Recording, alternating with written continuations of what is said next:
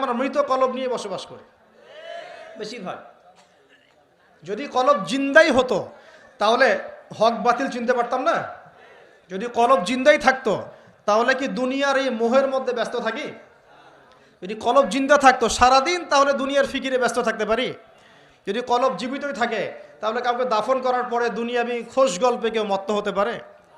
যদি কলব জিন্দা থাকে তাহলে কেউ মানুষকে ঠকাতে পারে, মাপে কম দিতে পারে, কেউ কি গোপনে পাপ করতে পারে, কেউ কি অন্য সম্পদ আত্মসাৎ করতে পারে? কলব জিন্দা থাকলে কেউ সুদ খায়, কলব জিন্দা থাকলে কেউ জেনা করে, কলব জিন্দা থাকলে কেউ এরকম নোংরা কনসার্টে যেতে পারে? অতএব বুঝতে পারছি এইসব পরিস্থিতি দেখে যে আমাদের বেশিরভাগের কলব কি মৃত, নিঃসন্দেহে মৃত, কোনো সন্দেহ নাই। নবী সাল্লাল্লাহু আলাইহি ওয়াসাল্লাম বলছেন যখন আদম সন্তান একটা পাপ করে তখন কলবের মধ্যে একটা স্পট বা দাগ পড়ে, কালো একটা স্পট বা দাগ পড়ে।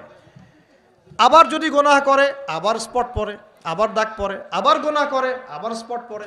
গুনার উপর গুনাহ করতে থাকে পুরো কলবটা কালো কুচকুচে কুৎসিত হয়ে যায়, দুর্গন্ধযুক্ত।